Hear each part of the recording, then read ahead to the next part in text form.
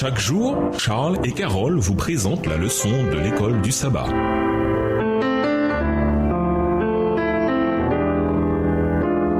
Bienvenue dans votre émission. Dieu nous parle. Nouvelle leçon de jeudi. Les âmes sous l'autel. Lisons Apocalypse 6, versets 9 à 11. Comment les âmes des martyrs peuvent-elles crier sous l'autel? Apocalypse 6, les versets 9 à 11. Quand il ouvrit le 5e sceau, je vis sous l'autel les âmes de ceux qui avaient été immolés à cause de la parole de Dieu et à cause du témoignage qu'ils avaient rendu. Ils crièrent d'une voix forte en disant: Jusqu'à quand, Maître saint et véritable, tardes-tu à juger et à tirer vengeance de notre sang sur les habitants de la terre? Une robe blanche fut donnée à chacun d'eux, et il leur fut dit de se tenir en repos quelque temps encore, jusqu'à ce que fût complet le nombre de leurs compagnons de service et de leurs frères qui devaient être mis à mort comme eux. L'ouverture du 5e sceau de l'Apocalypse révèle une scène inhabituelle. Les âmes des martyrs sont vues métaphoriquement sous l'autel et criant vengeance. Apocalypse 6, versets 9 à 11. Certains commentateurs ont tendance à identifier cet autel comme étant l'autel des parfums, mentionné sur le 7e sceau, Apocalypse 8, versets 1 à 6. Mais la référence au sang au lieu des parfums dans Apocalypse 6, versets 9 à 11, nous amène à y voir une allusion à l'autel des holocaustes, sur lequel on versait le sang des sacrifices, Lévitique 4, versets 18, 30 et 34. Tout comme le sang de ces sacrifices était aspergé autour de l'autel, de la même manière le sang des martyrs a été versé symboliquement sur l'autel de Dieu quand, en restant fidèles à la parole de Dieu et au témoignage de Jésus, Apocalypse 6, verset 9, Apocalypse 12, verset 17,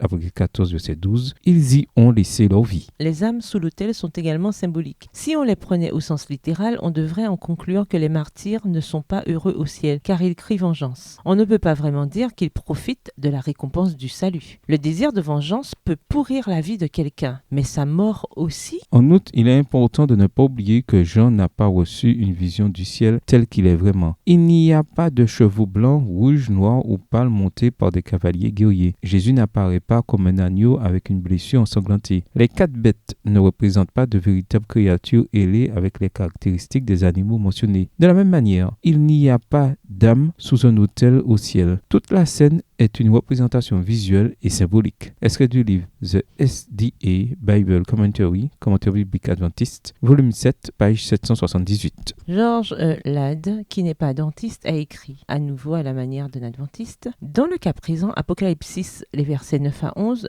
l'autel est clairement l'autel des sacrifices où l'on versait le sang sacrificiel. Le fait que Jean ait vu les âmes des martyrs sous l'autel n'a rien à voir avec l'état des morts ou leur situation entre-temps. Il s'agit simplement d'une manière frappante de décrire le fait qu'ils sont devenus des martyrs au nom de leur Dieu. Texte tiré du livre A Commentary on the Revelation of John, un commentaire de l'Apocalypse de Jean, à la page 103. Qui, et notamment ceux qui sont victimes d'injustice, n'a jamais réclamé justice, laquelle n'est pas encore rendue? Pourquoi devons-nous, par la foi, croire que la justice qui fait si cruellement défaut dans ce monde sera finalement rendue? Quel réconfort pouvez-vous tirer de cette promesse merveilleuse? Au revoir. Et à demain si Dieu veut.